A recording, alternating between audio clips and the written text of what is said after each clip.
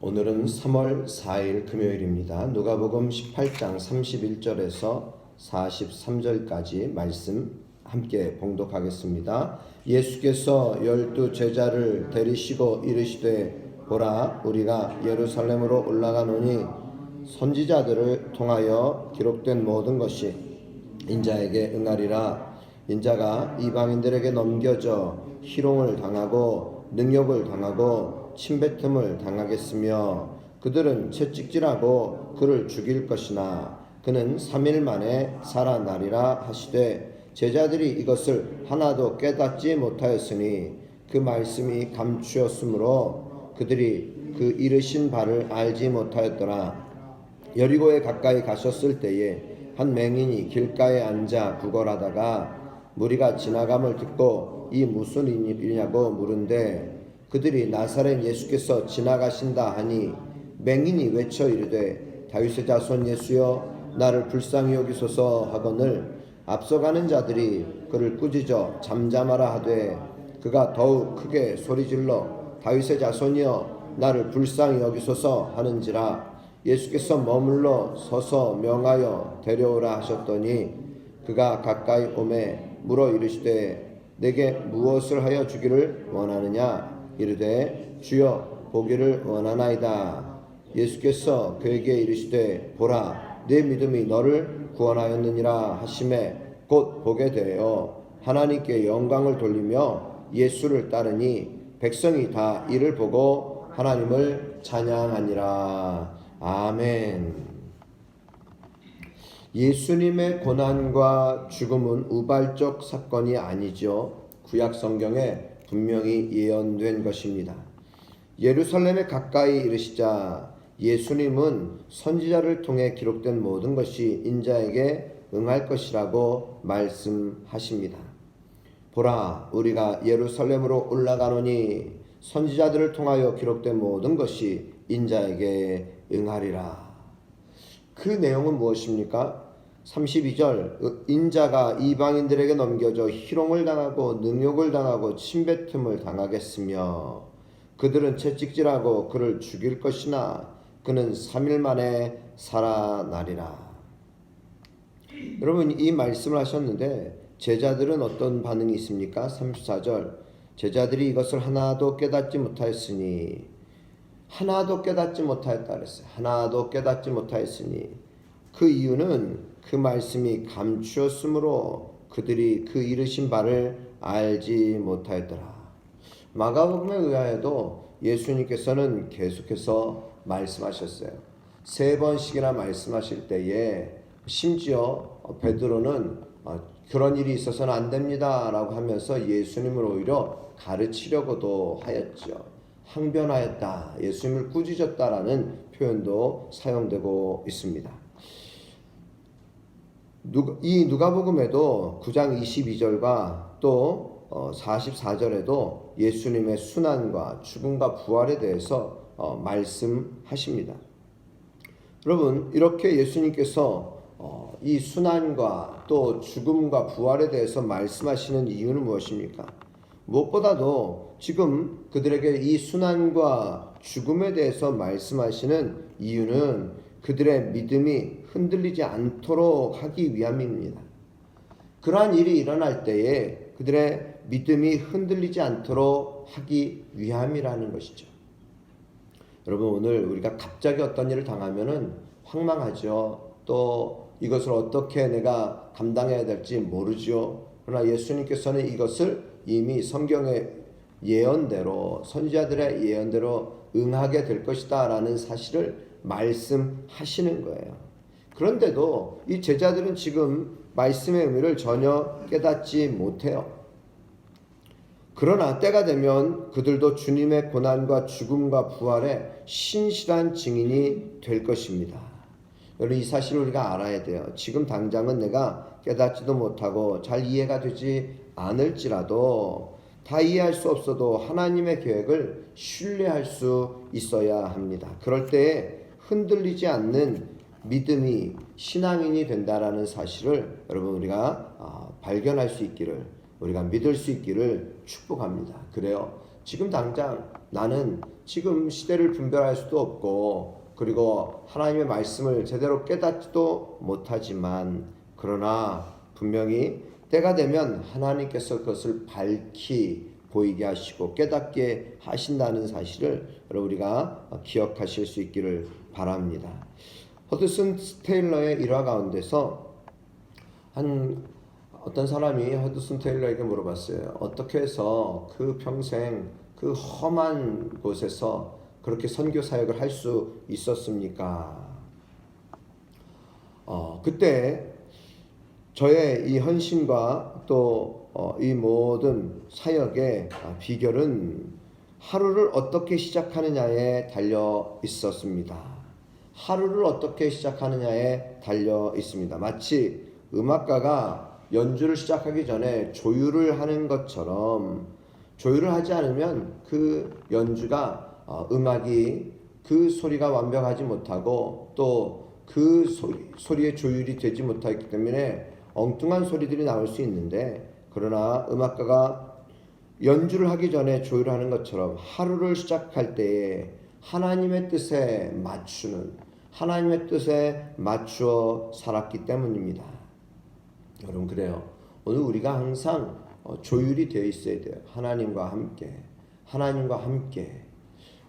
제가 수요 예배 때는 제가 기타를 치면서 찬양 인도를 하는데 항상 기타를 치면서 하기 전에는 피아노와 이 소리를 맞추기 위해서 조율을 하죠.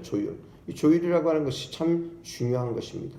우리가 하나님 앞에 우리가 하나님의 뜻에 우리가 나의 뜻을 조율하는 것, 하나님의 뜻에 나를 맞추는 것이 얼마나 중요한지 오늘 우리는 사실 그 당시에 제자들은 어떤 생각을 한 것입니까? 제자들조차도 지금 얼마나 분위기가 좋습니까? 예수님이 능력도 행하시고 병자를 고치시고 심지어 죽은 자도 살리시고 오병이어의 기적도 일으키시면서 그때 제자들은 우쭐하고 뭔가 일어나는구나.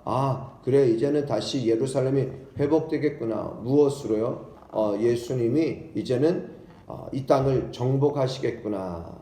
그리고 마침내 예수님께서 이 나라를 다스리게 될 때에 우리도 뭔가 한 자리에 오를 수 있겠구나. 여러분 그런데 예수님의 뜻은 우리 주님의 뜻은 무엇이었습니까? 죽음. 이 순환과 죽음을 통해서 바로 우리의 모든 죄인들을 구원하기 위함임을 우리가 늘 깨달아야 합니다.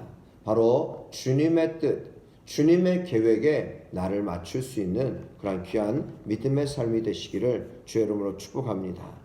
35절 이후의 말씀은 여리고에 가까이 가셨을 때 한 맹인이 길가에 앉아 구걸하고 있습니다. 근데 그때 마침 무리가 지나감을 듣는데 이 무슨 일이냐라고 물어요. 그때 나사렛 예수께서 지나가신다 이런 말을 듣습니다. 그 말을 듣자마자 맹인은 외쳐 말합니다. 다윗의 자손 예수여 나를 불쌍히 여기소서. 다윗의 자손 예수여 나를 불쌍히 여기소서. 그때 앞서가는 사람들이 그를 꾸짖어서 잠잠하라 하죠. 그러나 그는 거기서 포기하지 않았습니다. 더욱 소리질러 이르되 다윗의 자손이여 나를 불쌍히 여기소서. 여러분 이와 같은 큰 소리로 포기하지 않고 낙심하지 않고 다윗의 자손이여 나를 불쌍히 여기소서 이 크게 외치는 주님을 부르는 그 소리에 예수님께서 머물러 서서 명하여 데려오라 하십니다. 머물러 섰다. 그리고 데려오라 명하십니다. 그가 가까이 오셨을 때 물으십니다. 내게 무엇을 하여 주기를 원하느냐? 내게 무엇을 하여 주기를 원하느냐? 주여 보기를 원하나이다. 보기를 원합니다. 보기를 원합니다. 그때 예수님께서는 보라 내 믿음이 너를 구원하였느니라 말씀하시고 곧 보게 되어서 하나님께 영광을 돌리며 예수님을 따릅니다. 백성들은 이것을 보고 하나님을 찬양합니다. 그렇습니다, 여러분. 누가복음 18장 1절부터 말씀은 어떤 말씀이었습니까? 1절에 우리 한번 한 장 앞으로 넘기셔서 1절에 무엇이라고 기록되는가 우리 함께 1절만 봉독하겠습니다. 예수께서 그들에게 항상 기도하고 낙심하지 말아야 할 것을 비유로 말씀하여. 여러분, 항상 기도하고 낙심하지 말아야 할 것을 비유로 말씀하셨잖아요. 그래서 어떤 비유였습니까? 한 도시에 하나님을 두려워하지 않고 사람을 무시하는 한 재판장, 그러나 또한 한 과부, 그 도시에 가난한 과부가 있어서 자주 그에게 가서 내 원수에 대한 나 원한을 풀어주소서. 하나님을 두려워하지 않고 사람을 무시하는 재판장이었지만 이 과부가 매일 자주 와서 자신의 원한을 풀어달라고 할 때에 처음엔 듣지 않다가 나중에는 내가 그의 원한을 풀어줘야 하겠구나. 그렇지 않으면 매일 와서 나를 괴롭게 하리라 하면서 포기하지 말아라. 낙심하지 말아라. 여러분, 이와 같이 기도에 대해서 말씀하시지 않았습니까? 또한 그 다음에는 바리새인과 세리의 기도에 대해서 말씀하지 않습니까? 여러분, 세리, 주여 하나님은 나를 불쌍히 여기소서. 여러분, 긍휼히 여겨달라고 하는 바로 이 기도. 여러분, 마찬가지예요. 오늘 예수님께서는 이 맹인의 기도, 나사렛 예수여, 다윗의 자손 예수여, 나를 불쌍히 여기소서. 다윗의 자손 예수여, 나를 불쌍히 여기소서. 여러분, 이것은 포기하지 않고 주님을 부를 때에 주님의 발걸음을 머물게 하였고, 그리고 주님께서 그를 돌아보게 하셨다라는 사실입니다. 그리고 내게 무엇을 하여 주기를 원하느냐. 여러분, 이런 주님의 음성을 들을 수 있는 귀한 믿음의 사람, 포기하지 않고 기도하고 하나님께 의지하는 사람, 하나님께 구하는 자.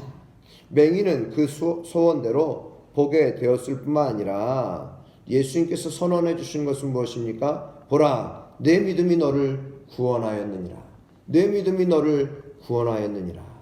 여러분, 오늘 저와 여러분들이 우리 주님의 발걸음을 멈추게 하고 감동을 드릴 뿐만 아니라 주님께서 내가 너에게 무엇을 하여 주기를 원하느냐, 이 질문을 받을 수 있고 주님의 이 사랑스러운 음성 가운데 주여 보기를 원하나이다.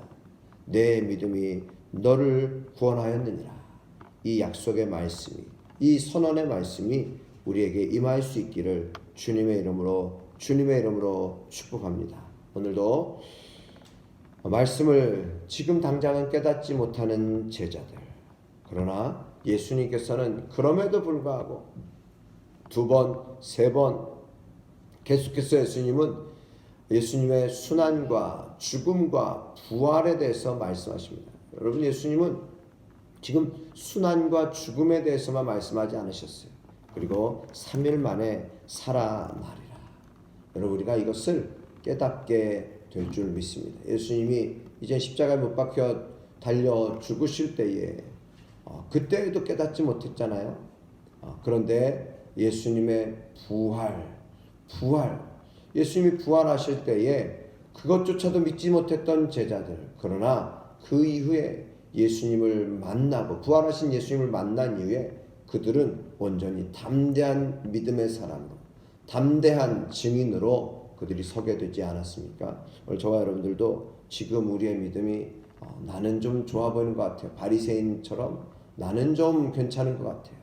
그래도 우리는 여전히 어리석고 미련하고 주님의 뜻을 잘 깨닫지 못할 때가 있을 것입니다. 그러나 우리 주님을 온전히 신뢰하며 믿음으로 한 걸음 한 걸음 나아가심으로 마침내 주님의 뜻이 우리에게 온전히 임하고 그 뜻대로 우리들이 살아나아가는 그런 귀한 주의 백성들이 되시기를 주의 이름으로 축복합니다. 기도드리겠습니다.